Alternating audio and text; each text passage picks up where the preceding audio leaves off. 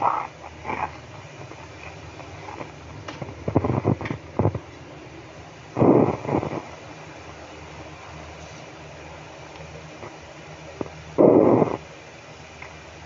لله رب العالمين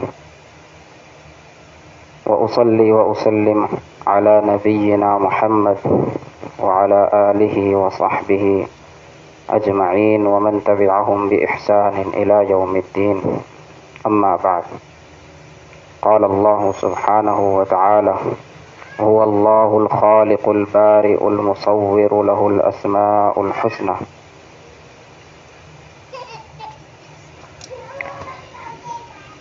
آج کی مجلس میں اللہ تعالیٰ کے جس اسماء حسنہ میں سے ہم جس نام کو ذکر کریں گے وہ ہے الخالق، اور اسی مصدر سے الخلاق. یہ دو نام ہیں اللہ تعالیٰ کے، الخالق اور الخلاق. ان دونوں کا مصدر ایک ہی ہے، وہ ہے خلق.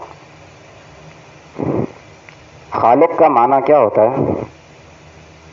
خالق کا معنی ہوتا ہے کسی چیز کو عدم سے وجود میں لانا. خالق ایسی ذات ہوتی ہے جو کسی چیز کو پیدا کرتی ہے بغیر کسی سابقہ مثال کے، یعنی اس کا کوئی وجود نہیں ہوتا، اس کی کوئی مثال نہیں ہوتی پیچھے، اور پھر اس کو وجود میں لے کر آتی ہے. یہ ہے خالق. اور خلاق جو ہے یہ اسی میں مبالغے کا صیغہ ہے، یعنی بہت زیادہ پیدا کرنے والا. خالق معنی پیدا کرنے والا، خلاق معنی بہت زیادہ پیدا کرنے والا. تو اللہ تعالیٰ کی یہ صفت ہے، صفت خلق، پیدا کرنے کی. یہ اللہ تعالیٰ کے ساتھ خاص ہے، یعنی اللہ تعالیٰ ہی وہ ذات ہے جو چیز کو، کسی بھی چیز کو عدم سے وجود میں لاتی ہے. یعنی ایک چیز نہیں ہے پھر ہو جاتی ہے. تو یہ صرف اللہ تعالیٰ کی صفت ہے. انسان جو چیز بناتا ہے اس دنیا میں، بہت ساری چیزیں انسان بناتا ہے، گھر بناتا ہے، گاڑی بناتا ہے، اور بے شمار چیزیں بناتا ہے، لیکن انسان کوئی بھی چیز عدم سے وجود میں نہیں لا سکتا. انسان موجودہ وسائل کو اکٹھا کر کے چیزوں کو، کسی چیز کو بناتا ہے. یہی وجہ ہے کہ انسان خالق نہیں کہلاتا. انسان جو ہے وہ فاعل ہے یا صانع ہے، کسی بھی چیز کا بنانے والا ہے. خالق جو ہوتا ہے وہ ہوتا ہے جو کسی بھی چیز کو عدم سے وجود میں لے. یہی وجہ ہے کہ اللہ تعالیٰ نے قرآن مجید میں بطور چیلنج اس بات کو ذکر کیا ہے. فرمایا کہ هل من خالق غیر اللہ، کیا اللہ کے علاوہ بھی کوئی خالق ہے؟ یعنی کوئی نہیں ہے، اللہ تعالیٰ کے علاوہ کوئی خالق نہیں ہے. دوسرے مقام پہ فرمایا ھذا خلق اللہ فارونی ماذا خلق الذین من دونہ، کہ یہ اللہ تعالیٰ کی تخلیق ہے جو تم دیکھ رہے ہو. فارونی ماذا خلق الذین من دونہ، تو مجھے، اللہ تعالیٰ فرما رہا ہے کہ مجھے دکھاؤ کہ اللہ تعالیٰ کے علاوہ کسی اور نے کوئی چیز پیدا کی ہو. اللہ تعالیٰ فرما رہا ہے کہ تو مجھے کوئی ایسی چیز دکھاؤ جو اللہ کے علاوہ کسی اور نے پیدا کی ہو. یعنی یہ چیلنج ہے. اور سورہ حج میں اللہ تعالیٰ نے ان لوگوں کو یہ چیلنج کیا ہے جو لوگ اللہ تعالیٰ کے علاوہ غیر اللہ کی عبادت کرتے ہیں، غیر اللہ کے آگے جھکتے ہیں، ان سے مانگتے ہیں، ان سے اپنی امیدیں لگاتے ہیں. ان کو یہ چیلنج کیا ہے، ان کو ایک مثال دی ہے، یا ایھا الناس ضرب مثل فاستمعوا لہ، کہ اے لوگوں، ایک مثال بیان کی جا رہی ہے، اس کو غور سے سنو. ان الذین تدعون من دون اللہ لن یخلقوا ذبابا ولو اجتمعوا لہ، کہ تم لوگ جن کو اللہ کے علاوہ پکارتے ہو، اللہ تعالیٰ کے علاوہ جن کو تم پکارتے ہو، جن کی تم عبادت کرتے ہو، لن یخلقوا ذبابا، وہ ایک مکھی بھی پیدا نہیں کر سکتے ہیں. ایک مکھی بھی، جو ایک انتہائی چھوٹی سی حقیر سی مخلوق ہے، اللہ تعالیٰ چیلنج کر رہا ہے کہ جن کو اللہ کے علاوہ جن کو تم پکارتے ہو وہ ایک مکھی بھی پیدا نہیں کر سکتے. وَلَوْ اجْتَمَعُوا لَهُ، اگر یہ سب کے سب مل بھی جائیں تب بھی ایک مکھی پیدا نہیں کر سکتے. وَلَوْ اجْتَمَعُوا لَهُ وَإِنْ يَسْلُبْهُمُ الذُّبَابُ شَيْئًا لَا يَسْتَنْقِذُوهُ مِنْهُ. مکھی تو پیدا کرنا دور کی بات، مکھی اگر ان کے کھانے میں سے کوئی چیز اٹھا کر لے جائے تو یہ اس چیز کو واپس نہیں چھڑا سکتے. مکھی کوئی چیز کھانے میں بیٹھ جائے، کوئی چیز اٹھا کے لے جائے تو یہ لوگ اتنے کمزور ہیں کہ اس مکھی سے یہ چیز واپس نہیں لے سکتے. مکھی پیدا کرنا تو دور کی بات. ضعف الطالب والمطلوب، یہ جن کو پکار رہے ہیں اور جن کو پکارا جا رہا ہے دونوں انتہائی کمزور ہیں. تو یہ تخلیق جو ہے یہ اللہ تعالیٰ کی صفت، یہ اللہ تعالیٰ کے ساتھ خاص ہے. اور صفت تخلیق کے حوالے سے دو اہم باتیں ہیں. ایک تو یہ کہ اللہ تعالیٰ بلا واسطہ بھی تخلیق کرتا ہے اور بال واسطہ بھی تخلیق کرتا ہے. یہ بہت اہم نقطہ ہے کہ اللہ تعالیٰ براہ راست بھی تخلیق کرتا ہے کسی چیز کو، اور اللہ تعالیٰ کسی مخلوق کے ذریعے سے کوئی دوسری مخلوق پیدا کرتا ہے. یعنی اللہ تعالیٰ نے آدم علیہ السلام کو براہ راست پیدا کیا، اپنے ہاتھوں سے پیدا کیا، اور حوا جو ہے آدم علیہ السلام کی جو زوجہ ہیں ان کو آدم کے ذریعے سے پیدا کیا. انسان پیدا ہوتا ہے، اللہ تعالیٰ والدین کے ذریعے سے اولاد پیدا کرتا ہے.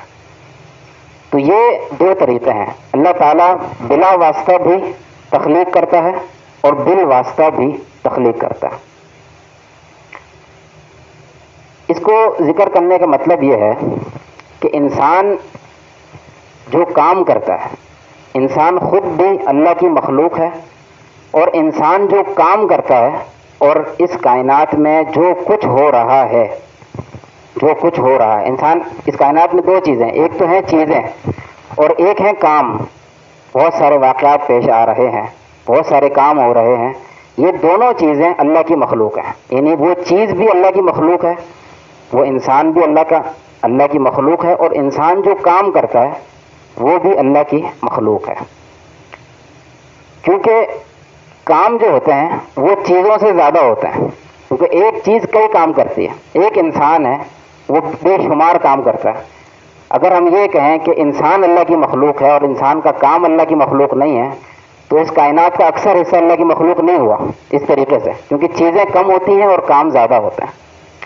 تو اس لحاظ سے، اور کام جو ہے، کام جو مخلوق ہے وہ انسان کے ذریعے سے مخلوق ہے. اللہ تعالیٰ نے انسان کو پیدا کیا اور انسان جو کام کرتا ہے وہ بھی اللہ کی مخلوق ہے. انسان اپنے کام کا فاعل ہے، خالق نہیں ہے. یہ بات اہم ہے. انسان جو کام کرتا ہے وہ اس کا فاعل ہے، اس کا خالق نہیں ہے. کیونکہ جو بھی انسان کام کرتا ہے وہ ایک ارادے کے تحت کرتا ہے، اور اس کام کی ایک قدرت ہوتی ہے اور اس کے اسباب ہوتے ہیں. یہ تمام کی تمام چیزیں، یہ تینوں چیزیں اللہ تعالیٰ کے پاس ہیں. اسباب اللہ تعالیٰ کے پاس ہیں، اللہ مسبب الاسباب ہے. اللہ تعالیٰ نے انسان کے دل میں ارادہ ڈالا تو وہ کام کیا اس نے، اور قدرت اللہ تعالیٰ نے عطا کی.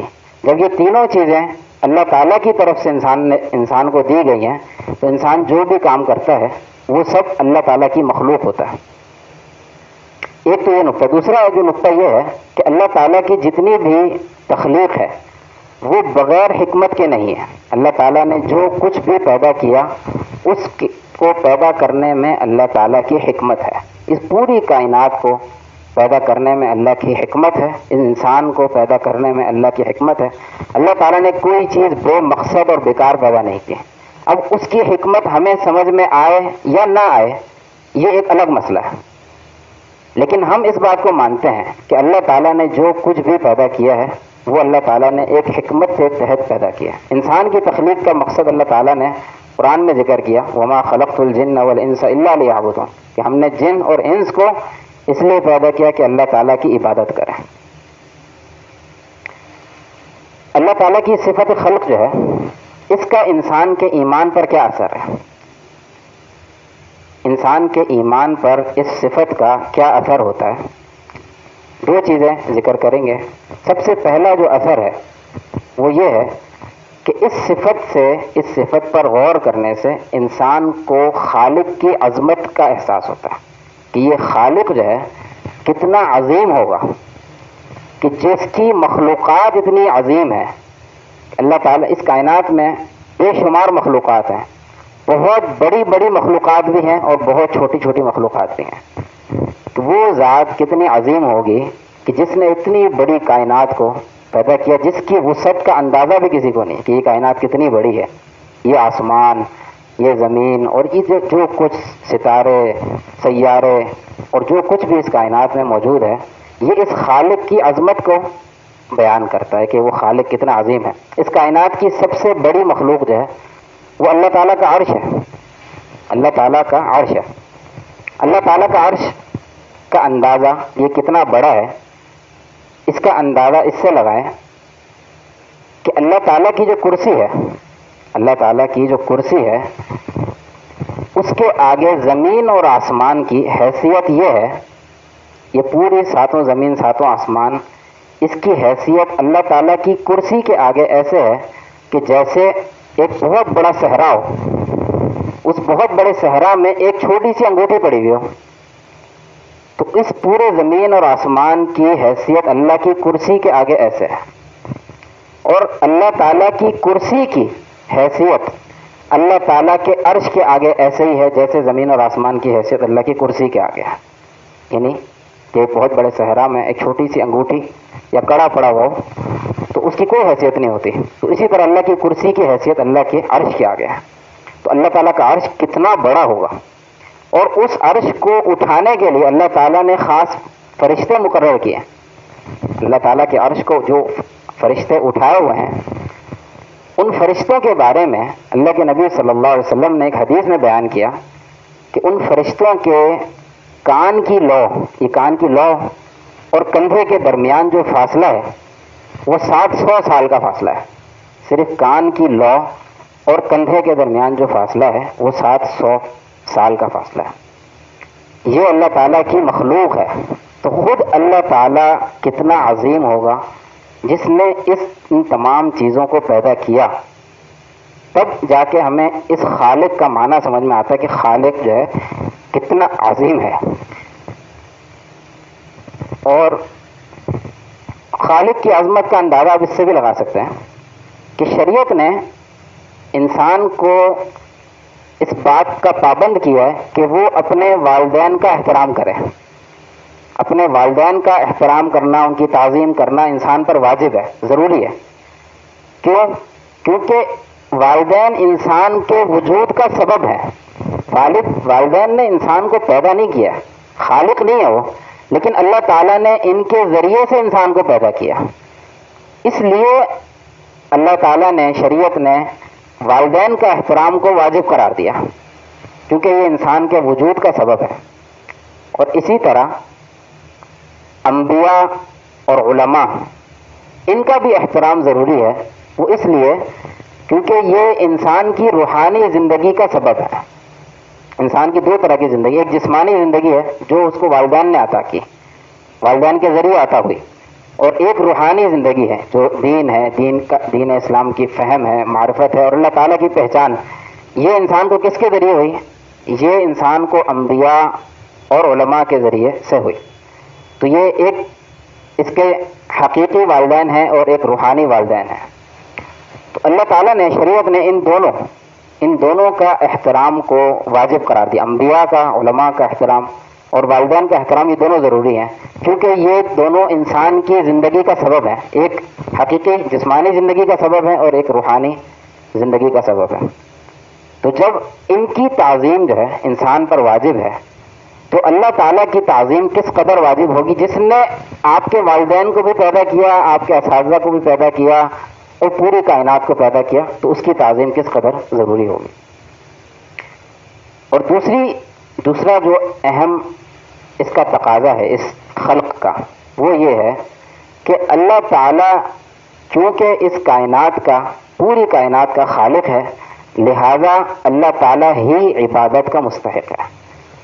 یہ صفت خلق کا تقاضا ہے. اللہ تعالیٰ نے صفت خلق کو بطور دلیل بنایا ہے کہ عبادت کا مستحق اللہ تعالیٰ ہے. کیونکہ اللہ تعالیٰ نے تخلیق کی ہے. یا ایھا الناس اعبدوا ربکم الذی خلقکم. کہ اے لوگوں اللہ کی عبادت کرو جس نے تمہیں پیدا کیا. اب چونکہ پیدا کیا ہے تمہیں اس لیے اللہ کی عبادت کرو. تو خلق جو ہے، صفت خلق جو ہے، یہ لازم کرتی ہے کہ اللہ تعالیٰ کی عبادت کی جائے. تو صفت خلق کو اللہ تعالیٰ نے بے شمار مقامات پر اپنے خالق ہونے، اپنے معبود ہونے کی دلیل بنایا، اپنے معبود ہونے کی، کیونکہ اللہ نے پیدا کیا ہے، اللہ نے تخلیق کی ہے، اس لیے اللہ ہی عبادت کا مستحق ہے. اور ساتھ ساتھ انسان کو یہ بھی احساس ہوتا ہے، شرک جو ہے، شرک کی گھناؤنیت کا احساس ہوتا ہے کہ جو لوگ اللہ تعالیٰ کے ساتھ کسی اور کو شریک کرتے ہیں وہ کتنا گھناؤنے کام کا ارتکاب کرتے ہیں اور کتنا عظیم ظلم کرتے ہیں. یہ شرک جو ہے اتنا عظیم ظلم ہے کہ ایک ایسی ذات جس نے آپ کو پیدا کیا، جو آپ پر دن رات انعامات کر رہی ہے، اس کے احسانات ہیں، جس کی رحمت کے بغیر آپ جی نہیں سکتے، اس کو چھوڑ کر غیر اللہ کے آگے انسان جھکے، غیر اللہ کی تعظیم کرے، اس کے آگے سجدہ کرے. یہ ساری چیزیں جو ہیں یہ شرک ہے. اور یہ شرک جو ہے یہ سب سے بڑا اس کائنات کا سب سے بڑا ظلم ہے، کیونکہ یہ اللہ تعالیٰ کا جو حق ہے یہ غیر اللہ کو دیا جا رہا ہے. یہی وجہ ہے کہ اللہ کے نبی صلی اللہ علیہ وسلم نے فرمایا کہ بڑے گناہ جو ہے، سب سے بڑے گناہوں میں سے جب پوچھا گیا کہ سب سے بڑا گناہ کون سا ہے، تو آپ نے فرمایا کہ ان تشرک باللہ شیئا وہو خلق، یا ان تجعل للہ ندا وہو خلق، کہ تو اللہ کے ساتھ کسی کو شریک بنا حالانکہ اللہ نے تجھے پیدا کیا ہے. اللہ نے پیدا کیا ہے تو اللہ کے ساتھ شرک کرنا یہ سب سے بڑا ظلم ہے. تو یہ اللہ تعالیٰ کی صفت خلق اور اللہ تعالیٰ کے اسم جو ہے الخالق کے حوالے سے کچھ باتیں تھیں. اللہ تعالیٰ سے دعا ہے کہ اللہ تعالیٰ ہمیں سننے اور سمجھنے کی توفیق عطا فرمائے. اقول قولی ھذا واستغفر اللہ لی ولکم.